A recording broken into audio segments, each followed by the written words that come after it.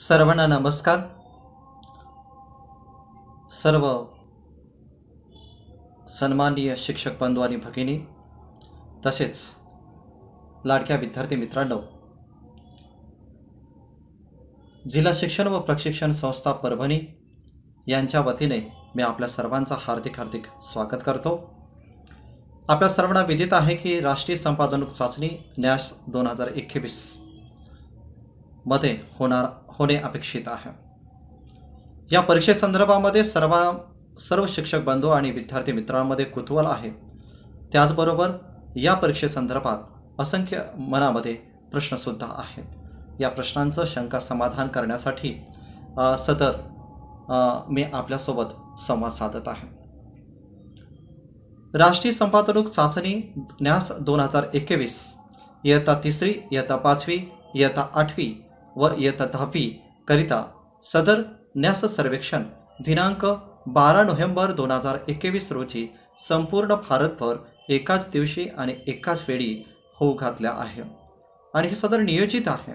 सदर न्यास 2021 परीक्षेचं आयोजन करण्याची जबाबदारी शिक्षण मंत्रालय, भारत सरकार यांच्या वतीने NCERT व CBSE यांच्याकडे सोपविण्यात आला आहे. राष्ट्रीय संपादनूक सर्वेक्षण ही एक परीक्षा नसून ती शिक्षण व्यवस्थेची परिस्थिती समजून घेण्याची एक सामान्य मूल्यमापन प्रक्रिया आहे. सदर राष्ट्रीय संपादनूक सर्वेक्षणाचा हेतू विद्यार्थ्याचा शैक्षणिक स्तर असेल, शैक्षणिक उपलब्धी असेल इत्यादीबद्दल माहिती संकलित करून मिळालेले जे काही परिणाम मिळतील त्या परिणामांच्या आधारावर शैक्षणिक गुणवत्ता सुधारण्यासाठी, त्याचबरोबर या जे काही प्रचलित सध्याचे जे काही कार्यक्रम आहेत, काही योजना आहेत, या सर्व योजनांचं समीक्षण करून त्यामध्ये कोणते सुधारणात्मक उपाय करता येऊ शकतात यावर विचार करण्यासाठी आणि यांचा अभ्यास करण्यासाठी सदर सर्वेक्षण हे होऊ घातलं आहे. न्यास सर्वेक्षणाकडून आपणास खालील अपेक्षा प्रामुख्याने आहेत. यामधून वर्गनिहाय आणि विषयनिहाय ज्या काही अध्ययन निष्पत्ती निश्चित केलेल्या आहेत त्या सर्व विद्यार्थ्यांनी प्राप्त कराव्यात ही अपेक्षा आहे.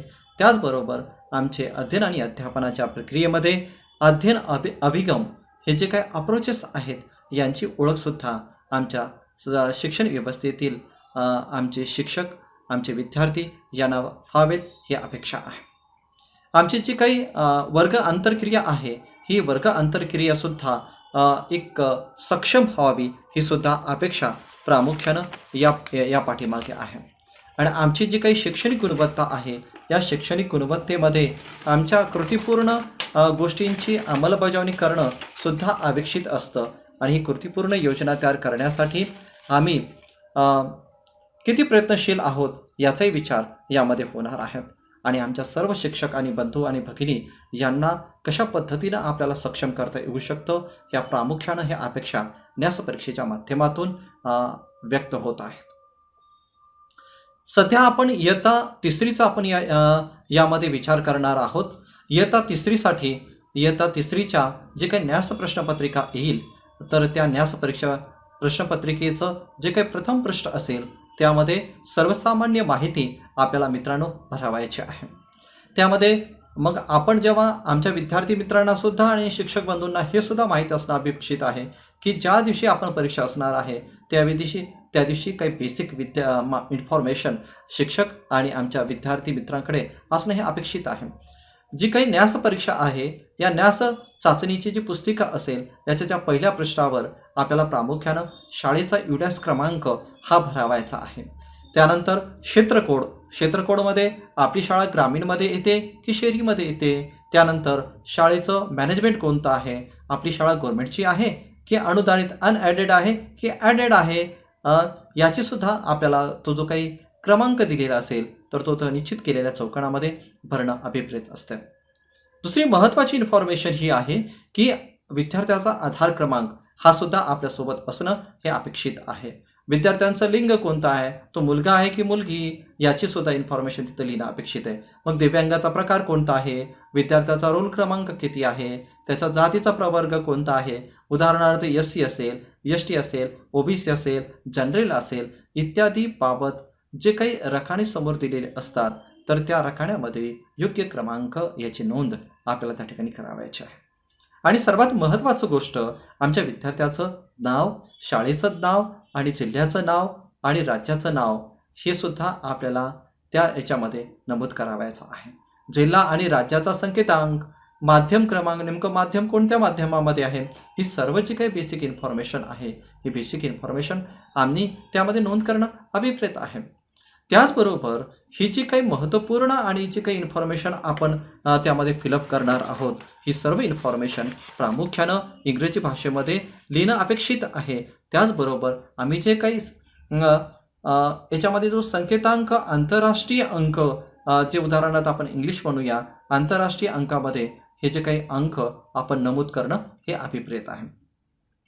मग आमच्या विद्यार्थी मित्रांनो, आपण सोबत काय घेऊन गेलं पाहिजे, तर यामध्ये आपले एक पेन महत्त्वाचे आहे. 1 किंवा 2 पेन आपल्याकडे, 2 तर पेन किमान असावेतच. ते काळा असावा किंवा काळा किंवा निळा शाईचा पेन आपल्यासोबत असणं अपेक्षित आहे. त्याचबरोबर एक पेन्सिल असणं अपेक्षित आहे, ज्याला आपण त्याचबरोबर खोडरबर किंवा इरेजर ज्याला म्हणतो आपण, हे सुद्धा आपल्यासोबत असणं अपेक्षित आहे. विद्यार्थी मित्रांनो, आपण जी प्रश्नपत्रिका आपल्यासमोर येणार आहे, त्या प्रश्नपत्रिकेमध्ये जेव्हा आपण प्रश्न सोडवणार असू, तर दिलेला जो काही पर्याय आहे, या पर्यायातून योग्य उत्तराची आपल्याला निवड करावयाची आहे. आणि त्या ठिकाणी जी काही ओमराय सीट आपल्यासमोर दिलेली असेल किंवा आपल्याला जो काही क्षेत्रीय अन्वेषक ज्या पद्धतीनं आपल्याला ही उत्तराची नोंद करावायची आहे हे सांगतील, त्या पद्धतीनं आपण ते करणं अपेक्षित आहे. विद्यार्थी मित्रांनो, एवढं काही करूनही जर तुम्हाला इन्फॉर्मेशन संदर्भामध्ये काही अडचण जर आली असेल किंवा जर शंका मनामध्ये येत असेल, तर आपल्या जे काही इन्व्हेस्टिगेशन करणारे किंवा क्षेत्रीय अन्वेषक असतात तुमच्या वर्गावरचे, तर त्यांना सदर इन्फॉर्मेशन तुम्ही विचारणं हे प्रामुख्यानं अपेक्षित आहे. आपण जेव्हा इयत्ता 3रीचा जेव्हा आपण विचार करणार आहोत, तर त्यामध्ये प्रामुख्यानं आपण इयत्ता 3रीचे किती विषय आहेत, तर त्यामध्ये इयत्ता 3रीसाठी जेव्हा आपण विचार करतो, तेव्हा इयत्ता 3रीसाठी लँग्वेज, मॅथमॅटिक्स आणि EVS हे प्रामुख्यानं 3 विषय हे आपण इयत्ता 3रीसाठी निश्चित आहेत. याला आपण भाषा, गणित आणि परिसर अभ्यास हे जे विषय आहेत, तर या विषयाचा समावेश न्यास परीक्षेच्या प्रामुख्यानं या न्यास परीक्षेमध्ये होणार आहे.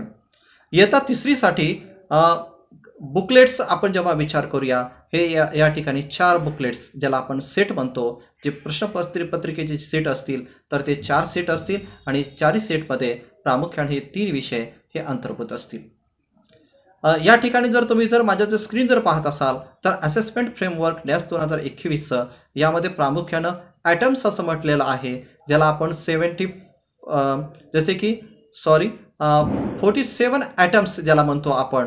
इयत्ता 3रीसाठी 47 प्रश्न, म्हणजे ॲटम्स म्हणजेच प्रामुख्यानं प्रश्न, हे प्रश्न या ठिकाणी असतील आणि एका गुणासाठी 1 प्रश्न, म्हणजेच प्रामुख्यानं 47 गुणांसाठी इयत्ता 3रीसाठीची ही परीक्षा असेल. आता याला 47 प्रश्न हे आपल्याला किती वेळामध्ये सोडवणं अपेक्षित आहे, तर यासाठी प्रामुख्यानं 90 मिनिटाचा आपल्याकडे वेळ आहे आणि या 90 मिनिटामध्ये हे प्रश्न आपण सोडवणं आपण अभिप्रेत आहे. जर खूप अधिक साधं सरळ सोपं करून जर सांगायचं जर झालं, तर इयत्ता 3रीसाठी मराठी विषय, परिसर अभ्यास विषय, गणित विषय आणि त्याचबरोबर एकूण गुण 47, वेळ 90 मिनिटाचा आणि प्रश्न संख्या 47 आहे आणि एका प्रश्नासाठी 1 गुण आपल्यासाठी निश्चित करून देण्यात आलेला आहे. थोडीशी पुढची स्लाईड आपण जेव्हा पाहूया, तर या स्लाईडमध्ये तुम्हाला सर्व अधिक चांगल्या पद्धतीनं प्रामुख्यानं याचं विश्लेषण आपल्याला करता येऊ शकेल. इयत्ता 3रीसाठी जे असेसमेंट डिझाईन प्रामुख्यानं जे केलेलं आहे, तर त्यामध्ये जर ग्रेड 3चा जेव्हा आपण विचार करतो आहे, यामध्ये सब्जेक्ट 1, सब्जेक्ट 2 आणि सब्जेक्ट 3 हे प्रामुख्यानं हे 3 विषय आहेत, ज्याला आपण उदाहरणार्थ 4 सेट म्हणत होतो, ज्याला आपण 4 बुकलेट्स ज्याला म्हणत होतो, जसं सेट 1, सेट 2, सेट 3 आणि सेट 4 आहे. आपण जेव्हा 3 सब्जेक्ट म्हणतो आहे, जसं एरियामध्ये सब्जेक्ट दिलेले आहेत, न्यूमध्ये प्रश्नसंख्या दिलेली आहे आणि अँकर आहे. म्हणजे तुम्हाला या संदर्भात सुद्धा मी स्पष्टीकरण तुम्हाला थोडं सांगू इच्छितो. लँग्वेजचे प्रामुख्यानं 15 प्रश्न असतील, मॅथमॅटिक्सचे प्रामुख्यानं 17 प्रश्न असतील आणि EVS ज्याला आपण परिसर अभ्यास म्हणतो, याचे 15 प्रश्न असतील. म्हणजे एकंदरीत तिन्ही विषयाचे मिळून 47 प्रश्न एका सेटमध्ये आपल्याला त्या ठिकाणी असतील. यामध्ये आपण एक अँकर नावाचं एक हे दिसतंय, त्याला त्या ठिकाणी 5-5 प्रश्न आहेत. तर प्रामुख्याने या ठिकाणी मी तुम्हाला 2 व्ह्यूज दृष्टिकोन मी या ठिकाणी सांगू इच्छितो. हे जे अँकर्स नावाचे जे काही 5-5 जे काही प्रश्न असतील प्रत्येक विषयाअंतर्गत, तर हे जे 5-5 प्रश्न असतील तर ते सेट 1 मध्ये, सेट 2 मध्ये, सेट 3 मध्ये आणि सेट 4 मध्ये हे प्रामुख्यानं कॉमन प्रश्न असतील. म्हणजे जर सेट 1 मध्ये लँग्वेजचे 5 प्रश्न हे प्रामुख्यानं सुरुवातीलाच प्रामुख्यानं असतील, हे जे काही अँकरचे प्रश्न सुरुवातीला असतील आणि सेट 1 मध्ये पण असतील तेच असतील, सेट 2 मध्ये पण सारखेच असतील प्रश्न, सेट 3 मध्ये आणि सेट 4 मध्ये सुद्धा हे चारही सेटमध्ये हे अँकरचे प्रश्न हे कॉमन्स असतील. हा एक पहिला दृष्टिकोन. दुसरा दृष्टिकोन इथं महत्त्वाचा वाटतो की आपल्या सर्वांना विदित आहे की नॅशनल अचिव्हमेंट सर्व्हे 2017-18 मध्ये शैक्षणिक वर्षामध्ये पाठीमागे झालं होतं आणि त्या शैक्षणिक वर्षाची नॅस 2017 आणि नॅस 2021 यांची तुलना करण्याचा केंद्र शासनाचा म्हणजे शासनाचा मानस आहे. मग याची जर तुलना करायची झाली तर मग ती कोणत्या बेसिसवर करायची? जर प्रश्न जर प्रामुख्यानं जर आपण वेगवेगळे केले तर तुलना करण्यामध्ये कदाचित अडचणी येऊ शकतील. त्यामुळेच अँकर जे असेल तर 2017ची जी काही प्रश्नपत्रिका असेल तेच प्रश्नसुद्धा 2021च्या प्रश्नपत्रिकेमध्ये येऊ शकतात. त्यामुळे सर्व विद्यार्थी मित्रांनो, नॅस 2000 परीक्षेमध्ये जे काही उदाहरणार्थ भाषेविषयीचे 5, मॅथमॅटिक्सचे 5, EVSचे 5 प्रश्न तसेच असतील, सारखेच असतील किंवा त्याशी संबंधित म्हणजे जसा तो जो प्रश्नाचं स्वरूप आहे, जशी प्रश्नाची अध्ययनिष्पत्ती आहे त्यासारखेच प्रश्न म्हणजे त्याच्याशी संबंधित प्रश्न हे प्रामुख्यानं या 2021च्या प्रश्नपत्रिकेमध्ये असू शकतात. हे प्रामुख्यानं 2 विषय 2 व्ह्यूज या अँकरच्या माध्यमातून आपल्यासमोर येतील. मग आपण या ठिकाणी काय करू शकतो? आपण या ठिकाणी हे करू शकतो की नॅस 2017ची जे परीक्षा आहे त्याचा आपण चांगल्या पद्धतीने सराव करूया. म्हणजे एकंदरीत अँकरचा प्रश्न जरी आले, जर प्रश्न आले तर आपल्याला ते सहज ते सोडवता येऊ शकतील. आणि हे न्यू जे आहे उदाहरण लँग्वेजचे 10, मॅथमॅटिक्सचे 12 आणि EVSचे 10 असे जे काही प्रश्न असतील, जसं पहिल्या सेटमध्ये न्यू दिलेला आहे, दुसऱ्या सेटमध्ये न्यू दिलेला आहे, तिसऱ्या सेटमध्ये पण न्यूज आहेत आणि चौथ्या सेटमध्ये सुद्धा न्यूज आहेत. म्हणजेच एकंदरीत हे सर्व प्रश्न जे विषयनिहाय हे प्रत्येक सेटमध्ये प्रामुख्यानं वेगळे असतील, परंतु अँकरच्या रूपाने जे काही प्रश्न असतील 5-5 हे सर्व प्रश्नपत्रिकेमध्ये हे कॉमन्स असतील. त्यामुळे ही साधी सरळ सोपी एकंदरीत प्रश्नाची तुम्हाला एकंदरीत प्रश्नाचं स्वरूप म्हणजे त्या प्रश्नपत्रिकेमध्ये जो काही भरांश असेल किंवा विषयाची रचना असेल किंवा किती सेट असेल मला वाटतं तुम्हाला लक्षात आलेला असेल. आता इथं प्रश्न निर्माण होतो की आपण ह्या जेव्हा इयत्ता 3रीचा जेव्हा प्रश्नांचा विचार करूया तेव्हा या प्रश्नपत्रिकेमध्ये आपल्याला एवढं गोष्ट लक्षात आली की 3च विषय आहेत. 3 विषयाचे प्रामुख्यानं आपल्याला 15, 17 आणि 15 असे एकूण 47 प्रश्न आपल्याला सोडवायचे आहेत. मग हे प्रश्न असतील तरी कसं, या प्रश्नाचं स्वरूप नेमकं कसं असेल ते पण आपण थोडंसं पाहूया. मग हे जे काही प्रश्न असतील या प्रश्नपत्रिकेमधलं आपण हे सुद्धा म्हटलंय की सध्याचं जे काय सध्याचं जे काय आपल्याकडे परिस्थिती आहे या शैक्षणिक व्यवस्थेमध्ये अध्ययन निष्पत्तीला खूप महत्त्वाचं स्थान आहे. मग हे ज्या नॅस परीक्षेतले जे काही प्रश्न असतील हे सर्व प्रश्न हे आपल्याला अध्ययन निष्पत्तीवर आधारित असलेले प्रश्न असतील. मग आपल्याला सर्वांना माहिती आहे की आमच्या ज्या काही अध्ययन निष्पत्ती निश्चित करण्यात आलेल्या आहेत तर त्या सर्व विषयनिहाय आपल्या अध्ययन निष्पत्ती निश्चित करण्यात आलेल्या आहे. मग त्या वर्गनिहाय विषयनिहाय निश्चित केलेल्या अध्ययन निष्पत्तीचा अभ्यास आम्ही जर केला आणि त्या अध्ययन निष्पत्तीवरच आधारित प्रश्न असणार आहे, त्यामुळे असं वेगळं काय याच्यामध्ये आहे असं समजण्याची गरज नाही. दुसरं गोष्ट महत्त्वाची या ठिकाणी येते की आमचे हे जे प्रश्न असणार आहेत हे प्रश्न हे विचार प्रवर्तक आणि विचार प्रक्रियेला चालना देणारे प्रश्न असतात. आता विचार प्रक्रियेला चालना देणारे म्हणजेच नेमकं काय? जेव्हा आपण प्रश्नाची जेव्हा रचना आपण पाहत असतो तर प्रश्नाचे प्रकार जेव्हा आपण हे करतो तर निम्नस्तरीय प्रश्न, उच्चस्तरीय प्रश्न असतात. तर हे जे काही प्रकार असतात त्यामधला जो उच्चस्तरीय प्रश्न आहे म्हणजेच विचार प्रवर्तक प्रश्न. आता उच्चस्तरीय प्रश्न या ठिकाणी असणार आहेत जे की विद्यार्थ्याच्या विचार प्रक्रियेला चालना देणारे प्रश्न या ठिकाणी असतील. त्यामुळे विद्यार्थी मित्रांनो आपल्याला प्रत्येक प्रश्न हा विचार करून त्याच्यावर साधक बाधक विचार करूनच तो सोडवायचा आहे. ही गोष्ट आपण लक्षात ठेवणं अभिप्रेत आहे. तिसरी महत्त्वाची गोष्ट येते की हे सर्व जे काही प्रश्न असतील तर या प्रश्नाची रचना करताना हे तर्काधिष्ठित प्रश्नाची रचना त्या ठिकाणी केलेली असेल आणि त्याचे जे काही पर्याय दिलेले असतील ते सुद्धा हे तर्काधिष्ठित तर्कसंगत असे पर्याय आपल्यासमोर असतील. त्यातून योग्य अशा पर्याय चला आपण निवड करणं हे अपेक्षित आहे. आता दुसरी गोष्ट आणखी एक महत्त्वाची वाटते की आपले हे जे काही प्रश्न असतील हे उपयोजनात्मक असतील. उपयोजनात्मक म्हणजे नेमकं काय असेल तर ॲप्लिकेशन लेवलचे जे की ज्या प्रश्नाचं स्वरूप हे सामान्य आणि पारंपरिक प्रश्नापेक्षा हे थोडंसं वेगळं असतं. हे जे काही उपयोजनात्मक प्रश्न असते हे आमच्या व्यवहाराशी आमच्या जीवनाशी हे संबंधित प्रश्न असतात, ज्या की आपण जे अनुभव आलेला असतो किंवा जे आपण ज्ञान मिळालं असतं त्या ज्ञानाचा उपयोग आम्ही इतरांसाठी, स्वतःसाठी, समाजासाठी, राज्यासाठी, राष्ट्रासाठी कशा चांगल्या पद्धतीने करू शकतो बरं, याचा प्रामुख्याने विचार यामध्ये केलेला असतो. म्हणजे हे जे काही आमचे उपयोजनात्मक आहे, जे काही आम्ही ज्ञान आहे, जे आम्ही व्यवहारामध्ये ज्ञान घेतो, जे जीवनामध्ये जे ज्ञान घेतो, म्हणजे या प्रश्नाची कुठंतरी सांगड आणि संबंध हा प्रामुख्यानं या प्रश्नपत्रिकेमधले जे काही प्रश्न असतील हे जे प्रश्न असतील यांचा संबंध आमच्या व्यवहाराशी आणि आमच्या जीवनाशी असल्याचा आपल्याला लक्षात येऊ शकेल. हे जे काही प्रश्न असतील या प्रश्नपत्रिकेतील प्रश्न हे विविधांगी असणार आहेत. म्हणजे उदाहरणार्थ जर आपण पाहिलं तर काही प्रश्न जर उदाहरण भाषेचा विषय जर विचार केला तर एक परिच्छेद दिलेला असेल आणि त्या परिच्छेदावर आधारले काही प्रश्न आपल्याला विचारले जातील आणि हे प्रश्न हे परिच्छेदावर आधारलेले असू शकतात किंवा भीतीपत्रक असेल किंवा दिनदर्शिका असेल, जाहिरात असेल, वर्तमानपत्र असेल, कार्यक्रम पत्रिका असेल, चित्र असेल किंवा एखाद्या पाठ्यपुस्तकातला एखादा उतारा असेल, एखादी गोष्ट किंवा जी काही कहाणी असेल इत्यादीवर आधारित असे काही प्रश्न आपल्यासमोर येऊ शकतात. त्यामुळेच आपण या सर्वांचा सुद्धा विचार करणं आपल्याला अभिप्रेत आहे. आणि मला असं वाटतं ही जेव्हा आपली तयारी जेव्हा न्याच्या परीक्षेसंदर्भात जेव्हा आपल्याला सर्व इन्फॉर्मेशन होईल तेव्हा तुम्ही तरी म्हणाल की ती साधी आणि सरळ सोपी अशी ही परीक्षा असते. फक्त थोडेसे आपण सकारात्मक भूमिकेतून या परीक्षेला सामोरं जाणं आवश्यक आहे. मग यामध्ये जे काही प्रश्न दिलेले असतात या प्रश्नांचं स्वरूप सुद्धा हे सकारात्मक प्रामुख्याने दिलेलं असतं.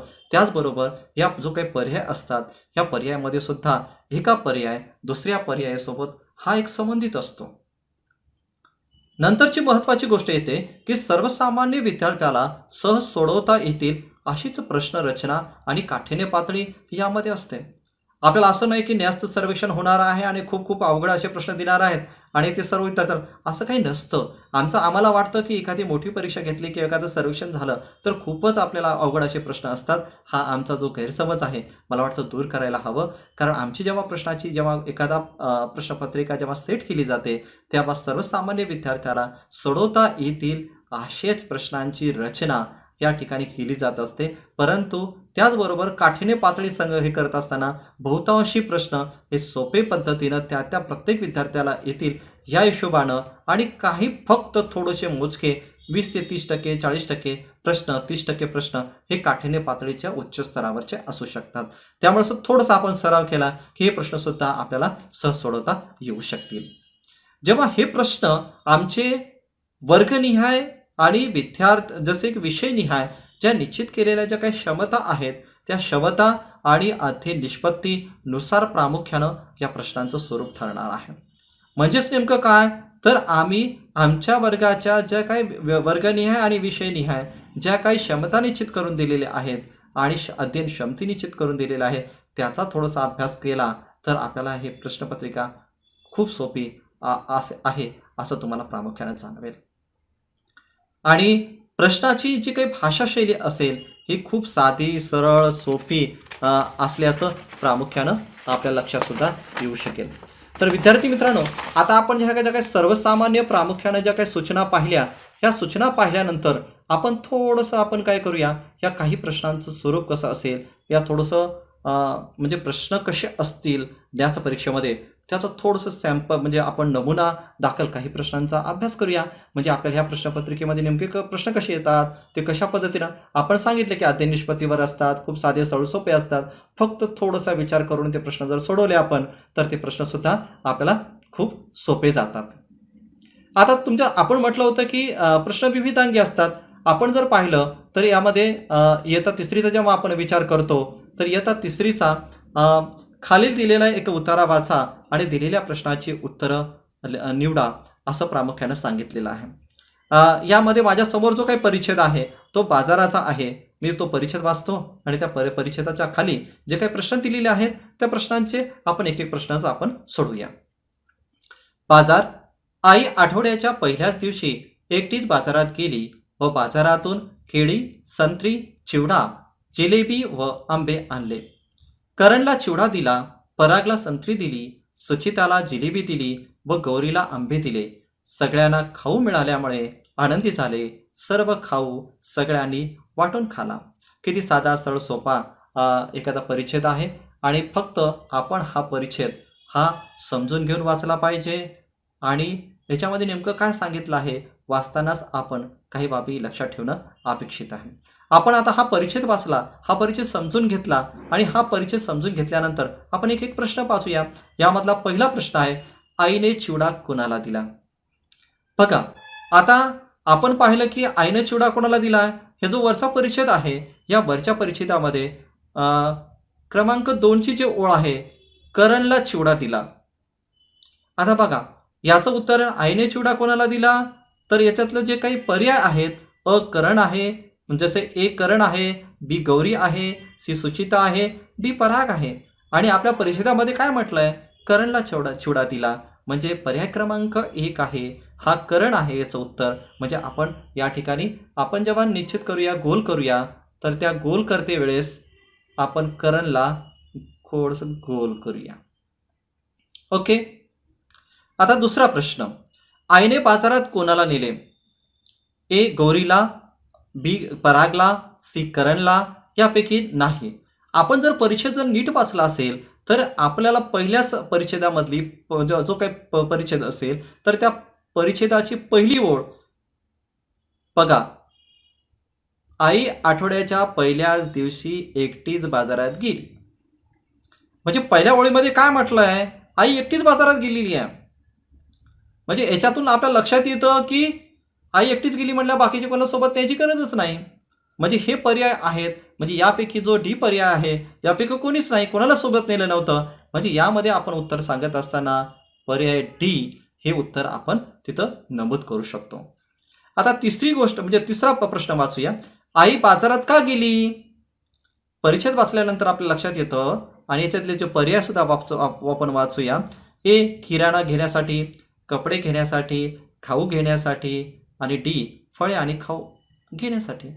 आपण जर परिच्छेद जर समजपूर्वक जर वाचला असेल तर आपल्या लक्षात येईल की या परिच्छेदातून आईने काय आणलं, आईनं केळी आणली, आईनं संत्री आणली, आईनं आंबे आणले, त्यानंतर आईनं चिवडा आणला आणि जिलेबी आणली.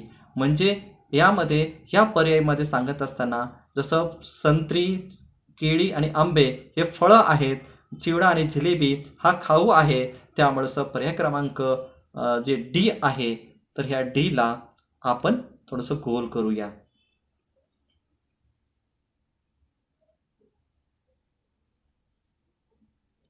आता पाचवा प्रश्न जेव्हा आपण पाहूया, चौथा प्रश्न आपण पाहूया, बाजार कोणत्या दिवशी असायचा?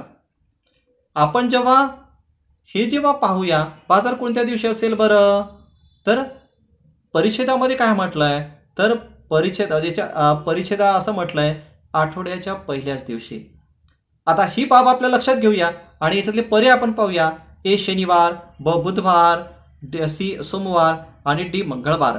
आणि हे जे काही पर्याय आहेत आणि आपल्याला परिच्छेदामध्ये काय म्हटलंय, आठवड्याच्या पहिल्या दिवशी. शनिवार तर शेवटचा दिवस असतो, बुधवार तर आठवड्याचा मधला दिवस असतो, सोमवार हा आठवड्याचा पहिला दिवस असतो आणि डी जसे की मंगळवार हा आठवड्यातला मधला दिवस असतो. म्हणजे सोमवार हा आठवड्याचा पहिला दिवस. म्हणजे याचं उत्तर जेव्हा आपण सांगूया तर त्याचं उत्तर काय असू शकेल, म्हणजेच याचं उत्तर असेल तर सी सोमवार. पाचवा प्रश्न, आई बाजारातून आल्यावर मुलांना आनंद का झाला? ए आईने कपडे आणले म्हणून, आईने खाऊ आणला म्हणून, आईने भाजीपाला आणला म्हणून आणि आईने पुस्तक आणले म्हणून. जेव्हा आपण परिच्छेद वाचला त्यामध्ये आपण पाहिलं की आईनं यामध्ये काय कपडे आणलेत का? नाही आणले. भाजीपाला आणलाय का? नाही आणला. पुस्तक आणलेत का बाजारातून? नाही आणले. तर आईनं काय आणली? फळे आणि खाऊ आणली होती. त्यामुळे आणि दुसरी गोष्ट, आपण जेव्हा परिच्छेद वाचू, ह्या परिच्छेदाची जी शेवटची ओळ जर तुम्ही जर वाचली, तर सगळ्यांना खाऊ खाल्ल्यामुळे आनंदी झाले, सगळ्यांना खाऊ मिळाल्यामुळे आनंद झाला. म्हणजे याचं प्रश्नाचं उत्तर, सर्वांना खाऊ आणला म्हणून सर्व आनंदी झाले, याचं प्रश्नाचं उत्तर मग आपण काय करूया, बी, सर्व कशी झाली, याच्यामध्ये आपण नमूद करूया. आईने खाऊ आणला म्हणून सर्व आनंदित झाली, या प्रश्नाचं प्रामुख्यानं उत्तर आहे. हे प्रामुख्यानं 4-5 प्रश्न हे भाषेचे आहेत. म्हणजे खूप जर आपण थोडंसं सराव केला तर आपल्याला त्या प्रश्नाचा परिच्छेद असेल हे येणारच आहे परीक्षेमध्ये. त्यामुळे अशा प्रकारचे प्रश्न हे साधे सरळ सोपे सुद्धा प्रश्न असू शकतात. फक्त थोडंसं समजून घेऊन आपण परिच्छेद वाचला आणि थोडंसं निरीक्षण केलं तर ह्या प्रश्नाचे उत्तरसुद्धा तुम्हाला विद्यार्थी मित्रांनो सहज तुम्हाला लिहिता येतील. आता थोडंसं आपण गणिताच्या भागाकडे थोडंसं जाऊया. एकच मी तुम्हाला माझ्या स्क्रीनवरती समोर एक खालीलपैकी एक प्रश्न दिलेला आहे गणिताचा. खालीलपैकी कोणत्या पेन्सिलची लांबी, आपण गणित इयत्ता तिसरीच्या गणिताचा मधील प्रश्न नेमके कसे असतील त्या संदर्भात विचार करत होतो.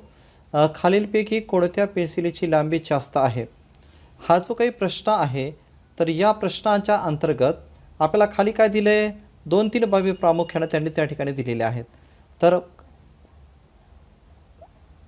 एक चित्र तुम्हाला दिलेलं आहे, एक स्केल दिलेली आहे आणि त्या पेन्सिलचं मोजमाप प्रामुख्याने त्याच्यामध्ये दिलेलं आहे. क्रमांक 1 मध्ये 30 सेंटीमीटरची, जसे की याच्यामध्ये एक जी स्केल आहे त्याच्यावर 30 हा जो अंक आहे तेवढी लांबी त्या पेन्सिलीची आपल्याला दिसत आहे. दुसरी जी स्केल आहे तर त्याची जी काही सेंटीमीटरचे दिसत आहे तर 42पेक्षा अधिक सेंटीमीटर ती पेन्सिल असल्याची आपल्याला दिसत आहे. तिसरी जी चित्र दिसत आहे त्यामध्ये 30पेक्षा अधिक कुठंतरी सेंटीमीटर असल्याचं प्रामुख्यानं सेमी असल्याचं दिसत आहे. आणि चौथी जी आकृती आहे तर त्यामध्ये 42 सेंटीमीटर असल्याचं प्रामुख्यानं दिसत आहे. म्हणजे एकंदरीत 4 चित्रांचा जर आपण विचार केला आहे तर पहिलं चित्र तर 30पेक्षा कमी दिसतं आहे, तिसरं 30पेक्षा थोडं जास्त दिसतं आहे, एक चित्रामध्ये तर 30पेक्षा कमी दिसतं आहे आणि 4 चित्रामध्ये 42 दिसतं आहे आणि दुसऱ्या चित्रामध्ये प्रामुख्यानं ती पेन्सिलची लांबी ही 42पेक्षा अधिक असल्याची दिसते. म्हणजे ती 45च्या जवळपास आपल्याला दिसून येत आहे. मग जेव्हा आपण पर्यायाचा जेव्हा विचार करतो, ए पर्याय सांगतो की एक चित्रामध्ये पेन्सिलची लांबी जास्त आहे, बी म्हणतोय 2 मध्ये आहे, 3 मध्ये आहे, सी मध्ये 3 मध्ये आहे, डी मध्ये 4 मध्ये आहे. एकंदरीत 4ही पर्यायाचा विचार केला असता या ठिकाणी आपण ही आकृती समजून पहिली गोष्ट, यामध्ये क्रमांक 2ची आकृती ही 42पेक्षा जास्त असल्यामुळे आपण क्रमांक बी हे 2 उत्तर यामध्ये आपण हे नमूद करूया. ओके. आता हा जो प्रश्न सोडवत असताना यामध्ये आपण जो काही चित्र दिलेलं असेल तर ते चित्र काळजीपूर्वक हे वाचलं पाहिजे, ते समजून घेतलं पाहिजे. यामध्ये नेमकं काय विचारलं आहे त्याचे पण आपण समजून घेतलं पाहिजे आणि त्याचबरोबर सूक्ष्म असं निरीक्षण, आपल्याला तुलना करायची असते, आपल्याला फरक जाणवायचा असतो, अशा प्रकारचं अनुमान लावायचं असतं. त्यामुळेच आपण म्हटलं ना, विचारप्रवर्तक असे जे पर्याय असतात त्यामुळेच सर्व पर्याय वाचायचे असतात आणि त्यातून आपल्याला नेमका पर्यायाचं उत्तर आपल्याला कोणतं शोधायला मदत करता येऊ शकेल याचा आपण विचार करणं अभिप्रेत आहे. नंतरचा प्रश्न आहे, जुलै महिन्यात सुट्टीचे दिवस 11 आहे तर कामाचे दिवस किती? आता पर्याय वाचूया. ए 20, बी 31, सी 10 आणि डी 11. आपल्याला सर्वांना माहिती आहे मित्रांनो की महिन्याचे दिवस 30 किंवा 31 दिवस असतात आणि फेब्रुवारीचा जर विचार केला तर ते 28 किंवा 29 असतात. म्हणजे इथं फक्त जुलैचा विचारला आहे, त्यामुळे फेब्रुवारीच्या 28-29चा विचार करायची गरज नाही. आणि एका महिन्यामध्ये किती दिवस असतात? 30 किंवा 31. जर सुट्टीचे दिवस जर 11 असतील, जर उदाहरणार्थ आपण ठरूया की 31चा महिना असेल तर यामध्ये जुलैचा हा 31चा महिना असतो आणि 31चा महिना असेल तर या पर्यायामध्ये 20 क्रमांक कोणता आहे? 1 क्रमांक हे प्रामुख्यानं त्याचं उत्तर होऊ शकेल. मग याचं उत्तर कोणतं असेल तर ते 20 असेल. 20 असेल. आपण थोडंसं त्याला गोल करूया. त्याचं कारण आता खूप साधा सरळ सोपा प्रश्न आहे आपला हा. कारण 31 बी तर होणार नाही, कारण सुट्टीचे दिवस 31 काय 42 दिवसाचा काय महिना नसतो. आणि सीचा जो पर्याय आहे या ठिकाणी 10 आहे. हे 11 आणि हे जर 10 जर आपण घेतलं तर 21 दिवसाचा काय महिना नसतो आणि 11 आणि 11 22 होतात. त्यामुळे महिना 30 किंवा 31 दिवसाचा असतो. त्यामुळे पर्याय ए हा. मग जरी आपल्याला जरी माहिती नसेल की 31 दिवसाचा जुलैचा महिना असतो, हे जरी माहिती नसलं तरी हा आपल्याला थोडासा तर्क लावता येऊ शकतो. फक्त या ठिकाणी तुम्ही पर्याय कट नावाची जर पद्धत वापरली, पर्याय कट जो लागू नाही तो बाजूला सारून घ्यायचा आणि जो उचित योग्य वाटतो तर तो जर निवडला, तर आपल्याला पर्याय कट नावाची जर पद्धत वापरली तर आपल्याला त्याचं उत्तर जरी माहिती नसेल एखाद्या वेळेस तरी आपण तर्क अनुमान लावून त्या प्रश्नाचं उत्तर नक्की सोडवू शकतो. नंतरचा प्रश्न आहे, अर्धा भाग दर्शवणारी संबंधित आकृती कोणती? आपण आकृतींचं निरीक्षण करूया. पहिल्या आकृतीमध्ये बघा, एक भाग निळ्या शाईने दिलेला आहे आणि एक कोरा दिसतो आहे. याच्यामध्ये कुठंतरी अर्धा अर्धा आपल्याला दिसतो आहे. दुसरी आकृती पाहिली आपण तर अर्ध्यापेक्षा खूपच कमी दिसतो आहे. तिसरी वर्तुळाची आकृती दिसते आहे, त्याच्यामध्ये सुद्धा निळा भाग खूपच कमी दिसतो आहे, अर्ध्यापेक्षा कमी दिसतो आहे. आणि चौथी भाग जो काय आहे तर 4 भागापैकी एकच दिसतो आहे. आणि आपल्याला प्रश्नामध्ये विचारलं आहे अर्धा भाग दर्शवणारी संबंधित आकृती कोणती, आणि आपल्याला सूक्ष्म असं निरीक्षण केल्यानंतर फक्त आपण एकदा नजर जरी टाकली तर आपल्या लक्षात येतं की अरे, अर्ध्यापेक्षा जर जास्त अर्धा भाग दर्शवणारी आकृती हा क्रमांक 1 ची आहे. तर यातला पर्याय क्रमांक 1 कोणता आहे तर ए मध्ये 2 दिलेला आहे. A2, B3, C1 आणि D4. आणि आपण तर पाहिलं आहे तर अर्धा भाग दर्शवणारी आकृती क्रमांक 1 आहे, तर त्याचं उत्तर होईल C1. मग आपण C1ला आपण गोल करूया. थोडंसं आपण पुढे जाऊया. नंतरचा प्रश्न आहे, तुमची शाळा सकाळी 8 वाजता भरते, खालीलपैकी कोणते घड्याळ ही योग्य वेळ दाखवते? आता बघा, हा पण प्रश्न जर आहे तर हा पण सुद्धा तुम्हाला जर साध्या निरीक्षणाच्या माध्यमातून तुम्हाला सोडवता येऊ शकेल. फक्त या ठिकाणी आपण हे पाहणं अपेक्षित आहे की या प्रश्नामध्ये नेमकं विचारलं आहे काय. या प्रश्नामध्ये फक्त विचारलं आहे की तुमची शाळा सकाळी 8 वाजता भरते, तर खालीलपैकी कोणते घड्याळ ही वेळ दाखवते आहे. आपण एकचा जेव्हा विचार करू, आपण आता पर्याय बघूया. पर्यायामध्ये काय दिलं आहे, जो तासी जो तास दाखवणारा जो छोटा तो काटा आहे तर तो 8 वरती आहे आणि मिनिट काटा हा 12 वरती आहे. म्हणजे कुठंतरी 8 आणि 12 हे 8 वाजल्याचं दर्शवतं. आपण बघूया बचं, याच्यावर तासी काटा 10 वर आहे आणि मिनिट काटा 12 वरती आहे. 10 म्हणजे हा पर्याय कट नावाची पद्धत वापरली, हा पर्याय इथंच कट होऊन जातो.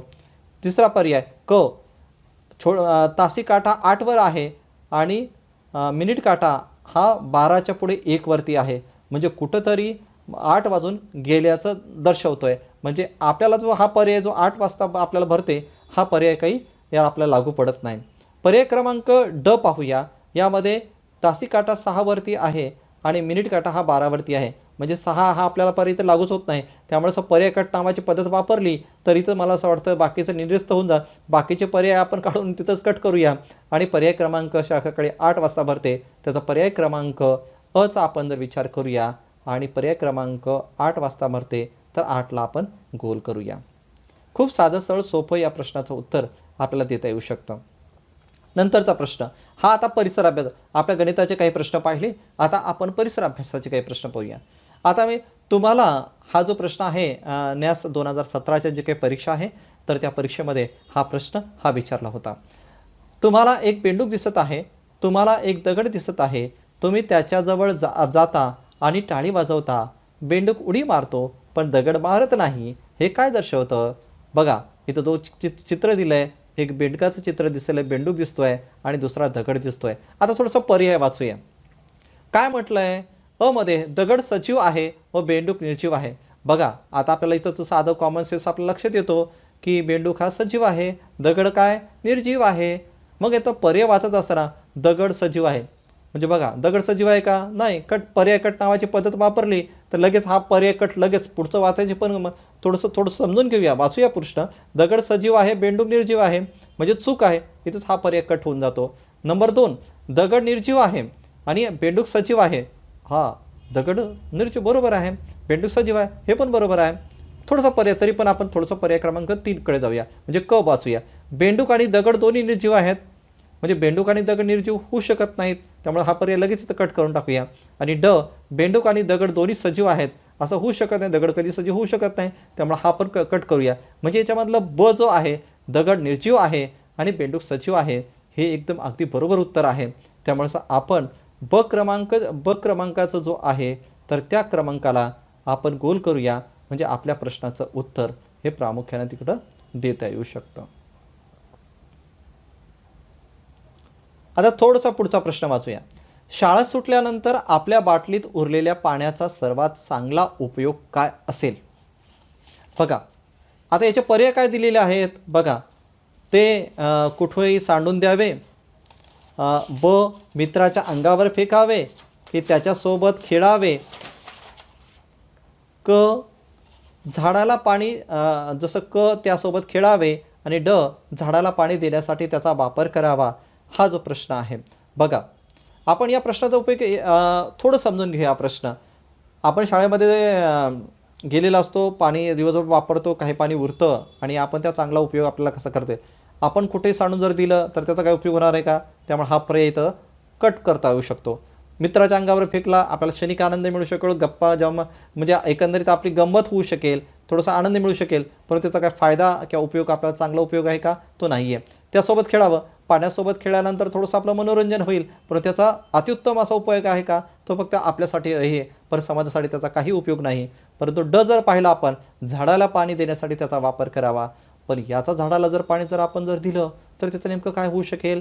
अरे, झाडं तर आपल्याला फळं देतात, झाडं आपल्याला सावली देतात, झाडापासून आपल्याला ऑक्सिजन मिळतो, निसर्गाचं संवर्धन होतं झाडामुळे, कितीतरी उपयोग होऊ शकतो. मग अशा जर आपल्याला झाड किंवा पौधे असतील तर यांना जर आपण पाणी दिलं तर त्याचा नक्कीच समाजासाठी, आपल्यासाठी आणि सर्वांसाठी चांगला उपयोग होईल. त्यामुळे हा पर्याय आपण याला गोल केलं म्हणजे अगदी बरोबर राहील. म्हणजे अतिउत्तम पर्याय नेमका काय आहे तर ड आहे, त्याला आपण गोल करूया. थोडंसं पुढे जाऊया. बघा, आता खालील एक चित्र दिलेलं आहे. ते चित्र कशाचं आहे बघा. एक व्यक्ती काय करतो आहे, एक चाक दिसत आहे आणि त्या चाकावरती काहीतरी तयार करण्याचा प्रयत्न करतोय. म्हणजे आपल्याला पाहत असेल की हे कोणतं नेमकं आहे, हा कोणता व्यवसाय असेल बरं? हे कुंभार काका काहीतरी ना, ते एक चाक दिसते आणि त्या चाकावरती मडके तयार करताय, भांडी तयार करताना आपल्याला प्रामुख्याने दिसत आहे. मग येथे कोणती कृती केली जात आहे? म्हणजे एकंदरीत तुम्हाला हे चित्र पाहिल्यानंतर लक्षात येते की बाजूला काही भांडी ठेवलेले दिसत आहेत आणि ते कुंभार काका त्या चाकाच्या भोवती हे काय करतायत, एकंदरीत ती भांडी तयार करत आहेत. म्हणजे त्यामध्ये नेमकं पर्याय काय दिलेले आहेत? म्हणजे एकंदरीत आपले चित्र पाहिल्यानंतर लक्षात येतं की हे कुंभार हा जो काही म्हणजे मातीची भांडी करण्याचा जो काही व्यवसाय आहे ते कुंभार काका हे तयार करतायत. बघूया, आपण पर्याय वाचूया. अ धातूची भांडी बनवणे, ब मातीची भांडी बनवणे, क पिशव्या तयार करणे आणि ड चाके तयार करणे. आता आपण वरी तर जी काही भांडी म्हणजे कुंभार काका काय करतायत, मातीपासून म्हणजे भांडी तयार करतायत. म्हणजे धातूची भांडी इथं नाहीच आहेत, कारण धातूची भांडी तयार करण्यासाठी आपल्याला पाहावं लागतं, त्यांना गरम करावं लागतं आणि त्याच्यातून वितळावं लागतं आणि नंतर भांडी तयार करावी लागते किंवा त्याला साचे वगैरे लागतात. हे असं काही भांडी तयार करता येत नाहीत. म्हणजे ही मातीपासून तयार करणारी आपण पाहतो कुंभार काका हे मातीपासून करतात. म्हणजे याचं उत्तर बरोबर येतं. आपण कचा जेव्हा आपण विचार करतो, पिशव्या तयार करतायत का? नाही, कारण हे इथे लागूच होत नाही. कारण पिशव्या तर दर्जी तयार करतात, जसे शिंपी तयार करतात किंवा शिवतात, आणि चाके तयार करणं तर हे सुतार काम आहे. त्यामुळे हा व्यवसाय हा कुंभार काकाच असल्यामुळे आपण याचा तर्क असा लावू शकतो की मातीची भांडी तयार करणं हा प्रामुख्यानं हा काका मातीची भांडी तयार करतायत. त्यामुळं मातीची भांडी बनवणे हा प्रामुख्यानं हा त्या प्रश्नाचा पर्यायाचं उत्तर असू शकेल. आता ही प्रामुख्यानं जर तुम्ही पाहिलं तर विद्यार्थी मित्रांनो, एकंदरीत ही काही प्रश्नांचं आपण आकलन केल्यानंतर किंवा हे प्रश्न पाहिल्यानंतर आपल्याला सहज लक्षात येतं की विद्यार्थी मित्रांनो, खूप साधी सरळ सोपी परीक्षा असते. फक्त थोडंसं आपण विचार करून जर ही प्रश्नपत्रिका जर सोडवली तर आपल्याला सहज सोपी जाऊ शकेल. आता आपण काही गोष्टी आणखी थोडंसं मला जाता तुम्हाला सांगावंसं वाटतं की आपण एक गोष्ट करावी. मला माहिती आहे की व्यक्ती तितक्या प्रभावी असतात. काही विद्यार्थ्यांना एखादा विषय सोपा वाटतो, एखादा विषय अवघड वाटतो. अशावेळी सोपा विषय प्रथम सोडवावा, कठीण जो वाटणारा विषय तो नंतर सोडवला तर अधिक चांगलं. दुसरी गोष्ट, आपण हे जे काही प्रश्न आहेत या प्रश्नांचं जर आपण थोडंसं स्वरूप समजून घेतलं आणि या प्रश्नाचा जर आपण सराव केला तर ते सुद्धा चांगलं राहील. आणि तुम्ही जेव्हा 12 नोव्हेंबरला जेव्हा न्यासच्या परीक्षेला सामोरे जाणार त्या अगोदर तुम्ही किमान प्रत्येकाची 1-2 प्रश्नपत्रिका जर सोडवल्या तर तुम्हाला खूपच निश्चितच ही परीक्षा तुम्हाला खूप सोपी वाटण्यास मदत होऊ शकेल.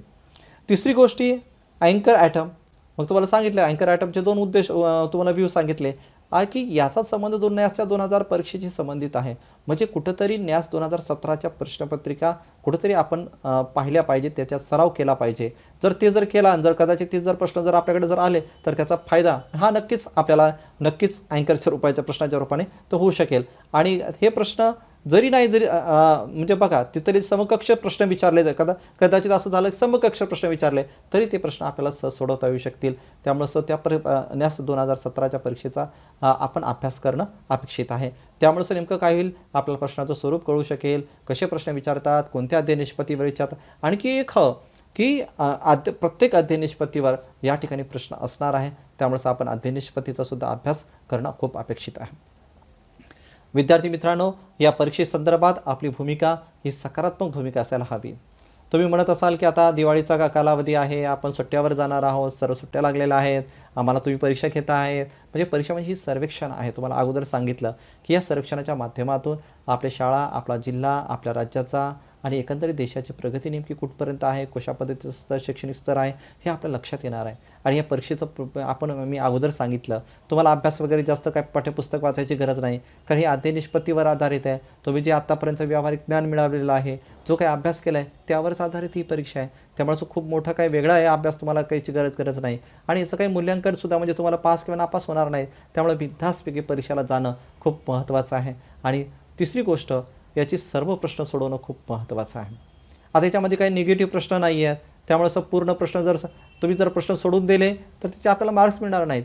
परंतु ते सर्व प्रश्न सोडवले तर त्याचा जरी एखादा प्रश्न जरी येत नसेल तर त्याला तर्क लावला आणि संबंधित जो काही घनिष्ठ पर्यायाचा जो काय आहे तर त्यातून योग्य पर्यायाला आपण टिक मार सर्व प्रश्न सोडवले तर आपल्याला अधिकाधिक प्रश्नांची उत्तरं ही योग्य येण्याची शक्यता जास्त असते.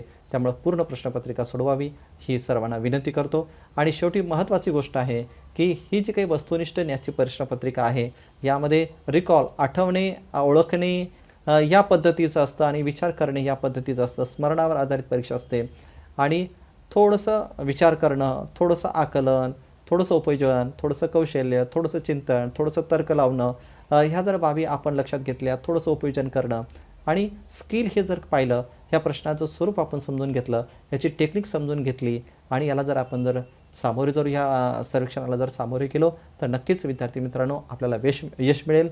शेवटी मी आपणास धन्यवाद देतो. धन्यवाद.